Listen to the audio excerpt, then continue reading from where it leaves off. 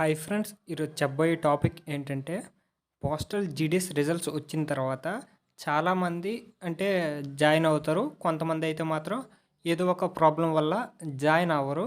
Join అవ్వని పరిస్థితుల్లో postal department ఏం చేస్తుందంటే వాళ్ళ తర్వాత నెక్స్ట్ మార్క్స్ ఎవరికైతే ఎక్కువ వస్తాయో వాళ్ళనైతే ప్రిఫర్ చేస్తుంది.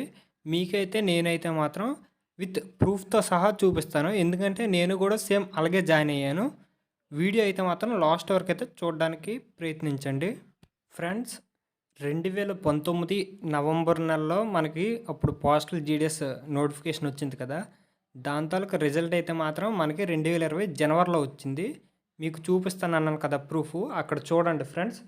2344 సీరియల్ నంబర్ దగ్గర కోనవరం ఎస్ఓ, లింగాపురం బీఓ దగ్గర జీడీఎస్ ఏబీపీఎంగా ఇంధన సుప్రియ ఓబీసీ కేటగిరీ 95% అయితే మాత్రం ఆ అమ్మాయి సెలెక్ట్ అయింది.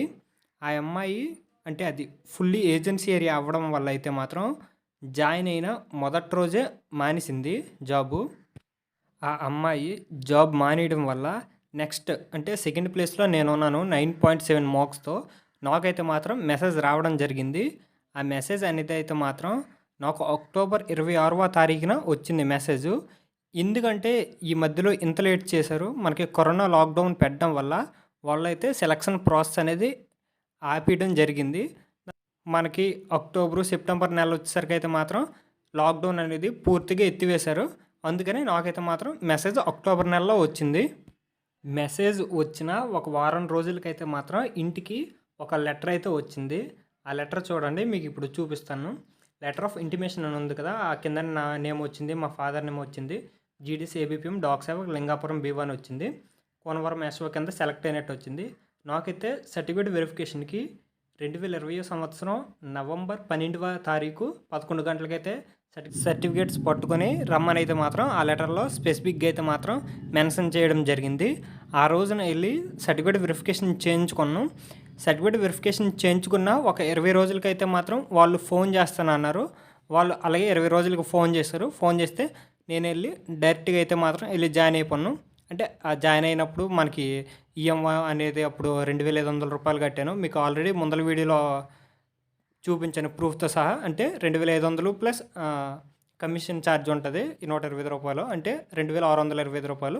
మళ్ళీ మనకి ఛార్జ్ రిపోర్ట్స్ అనేవి సబ్మిట్ చేయాలి. ఆ ఛార్జ్ రిపోర్ట్స్ కూడా సబ్మిట్ చేశాను. ఆల్రెడీ పాత వీడియోలో చేశాను, ముందల వీడియోలో చూడండి ఫ్రెండ్స్. కొంతమందికి ఇంకొక డౌట్ ఉండొచ్చు, అంటే పోలీస్ వెరిఫికేషన్ అనేది జరుగుతుందా లేదని. పోలీస్ వెరిఫికేషన్ అయితే జరుగుతుంది. అది ఇప్పుడు జరుగుతుందా అనేది అయితే మాత్రం మనం చెప్పలేము.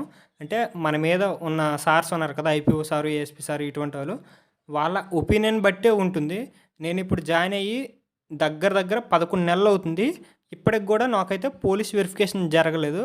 ఆల్రెడీ ఒక 2 సంవత్సరాల క్రితం అయితే ఒక అన్నయ్య, మా ఊరు అన్నయ్య ఇలాగే బీపీఎంగా జాయిన్ అయితే ఆ అన్నయ్యకి ఇప్పుడు రీసెంట్గా ఒక 3-4 నెలలు అవుతుంది పోలీస్ వెరిఫికేషన్ అనేది అయింది. అంటే అక్కడ ఉన్న మన సార్స్ని బట్టే ఉంటుంది పోలీస్ వెరిఫికేషన్ అనేది. వెంటనే చేస్తారు చెయ్యరు అనేది అయితే మాత్రం మనం వెంటనే అయితే చెప్పలేం.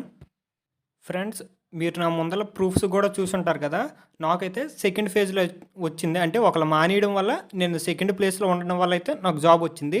ఇలాగైతే 5 ప్లేసెస్ అయితే మాత్రం వాళ్ళైతే పికప్ చేస్తారు. అంటే 5 టైమ్స్, అంటే ఫస్ట్ వాళ్ళు మానిస్తే సెకండ్ వాళ్ళు మానిస్తే థర్డ్, అంటే వాళ్ళు ఎవరో జాయిన్ అవ్వకపోతే ఫోర్త్, అలాగా 5th వరకు అయితే తీసుకుంటారు.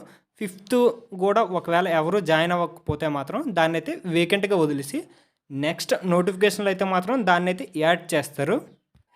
ఫ్రెండ్స్, మీకు ఇంకేమైనా డౌట్స్ ఉంటే నా కమెంట్ సెక్షన్లో కమెంట్స్ చేయండి. నేనైతే మాత్రం తప్పకుండా రిప్లై ఇస్తాను.